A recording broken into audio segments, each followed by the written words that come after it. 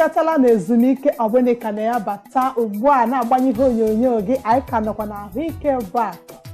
Isiokwu anyị n'ụbọchị nke taa bụ usoro nri ndị na-edozi arụ na etu kwesịrị isi na-eri ya nke ndị oyibo na-akpọ dieting. Mụ na nwanne m nwaanyị Odoziakụ Regina Ndidiamaka Eze nọkwa n'ebe a. O nwere ihe anyị kpụ n'ọnụ tupu anyị wega ezumike, ihe gbasara osikapa.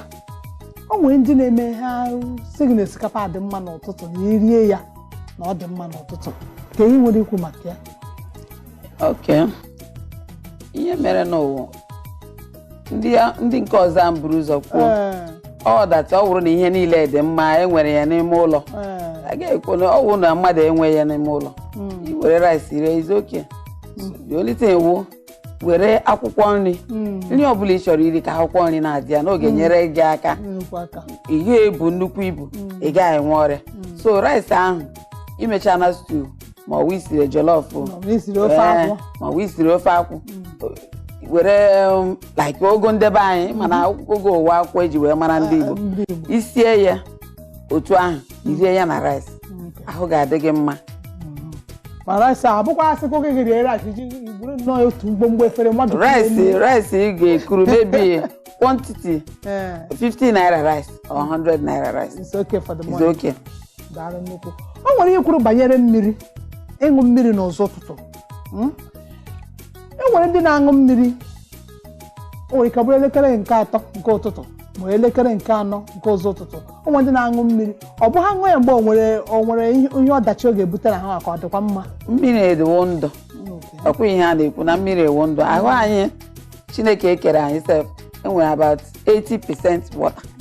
So mmiri dị mgbe ọbụla mmiri ji gụọ ego gị ị ṅụọ mmiri, because o nwere ike ị na-anyụ mmamịrị ma o nwere ike otu isi eri, onye kpachapụrụ anya na-eri ezigbote nri ọ ga na-eme ka ọ na-aṅụ mmiri oge ọbụla, and ọ ga-enwe afọ isi ike ma ọ bụla o jee toilet o jee siriri were.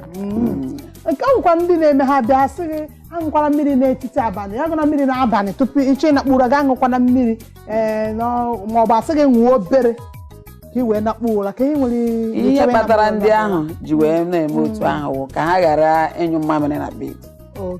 Kweyọtala, a ga-asị ụmụazị beti okenye, a ga-asị ma ụmụazị ma okenye ịṅụ mmiri ngachi jigoro n'oge eme gị pụtawa ịnyụ mmamịrị ma onye wa.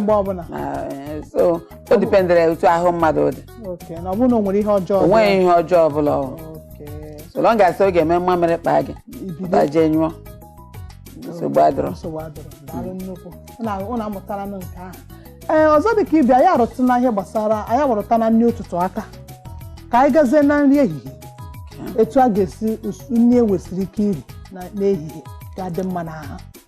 N'ihi na ihe ji wee weta ha ịma na o nwere ndị ga-abụ ha jee ebe a na-eri nri o sị gị nye ya rice, gị nye beans, gị nye kpọmọ, gị nye spaghetti, gị nye nka, nye nka, nye nka, agwakọta ha niile asị gị na ozuo n'oke. Before irie nri ehihie ebe 11 dịka Nancy plan ya, ebe 11 ị ga-atakwa mkpụrụ osisi, ebe 11 nke ụtụtụ ị ga-atakwa mkpụrụ osisi dịka otu isi wee taa ya ebe 6 ụtụtụ, ebe 6 ụtụtụ ị ga-atakwa mkpụrụ osisi. Ihe dịka ịracha banana, ofu banana adịghị oke, pineapple, pawpaw, watermelon, garden egg, ọ ga-awụ n'ofu otu a. Ọ wụ this quantity ndị malam na-adị ebe 50 naira, ọ dịgo oke. Ịracha anya ma nke 100 naira, ma ọ wụ carrot, ma ọ wụ cucumber. So mkpụrụ osisi dịgasị n'iche n'iche, nke ọbụla ị hụrụ dị season na dị cheap, igoro ya irie yuzuo ya. Ihe na-akọwara ya bụ na ya gala nnukwu ọnụ 50 naira ọ dịgo oke. Ihe oroma sef nwere nke ị ga-egote 20 naira. Oroma abụọ 50 naira. Pọpọ ị ga-egote nke 50 naira. Pineapple ya emechago ihe niile ọ dị. So igoro ya nke ego gị ruru, ịracha. Then o ruzie ka o weta aka ebe elekere 1 o'clock irizie rie ehihie.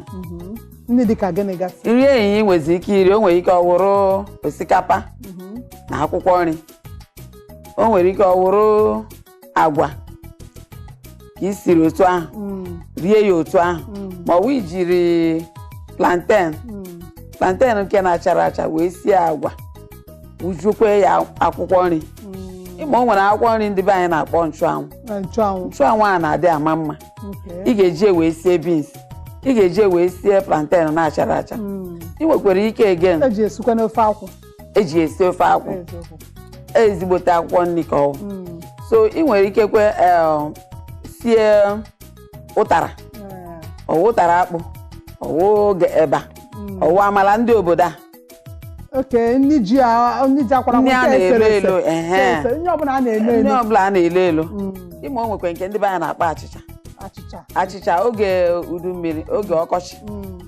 ndị fotacha akpụ instead of akpụ ahụ imebi emebi agba ya n'anwụ agbakpọ ya ọkpọchazie abịa kwọọ ya akwọzie ya esezie ya ese otu ndị obodo a si ese amala ndị obodo a ka aka na-akpọ achịcha nri ndị okenye mana ọ dịkwa mma n'ahụ ọ dịkwa mma n'ahụ so ise ya were ofe ọkwụrụ amaka mma n'ahụ eziokwu yes mana ụfọdụ a na-ama ọkwụrụ na-adị mma n'ahụ then ofe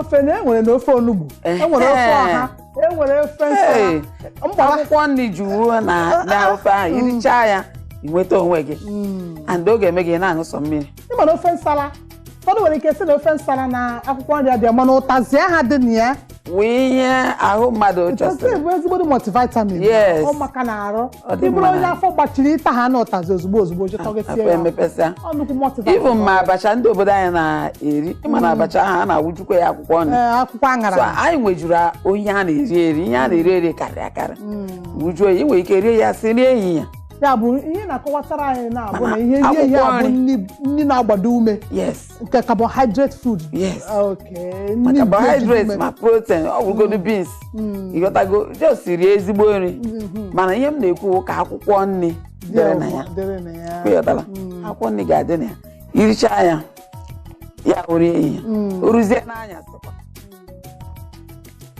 o nwekwara ike tupu ịbanye n'abalị a tupu ịbanye na o nwere ihe m chọrọ ka ịza m ọsụsụ o nwere ihe m chetara o nwere ihe na-akụzi nkụzi wee sị na ọ bụrụ na ị na-eri nri ga-aṅụla mmiri ha ga-asị gị ṅụọ mmiri tupu iriwe nri ịṅụọ mmiri cheta obere oge wee rie nri ma ọ bụ na ị richara nri ịnọtụkwa obere oge tupu ịṅụọ mmiri ọ ga-amasị ka ịkọwatara anyị ya bụ ihe ọfụma etu ndị na-elele anyị ga-esi wee ghọta ya mana tupu ị ga-akọwa ya ka anyị ka jekwa obere ezumike ma pụta na site ike n'ihe onyonyo gị anyị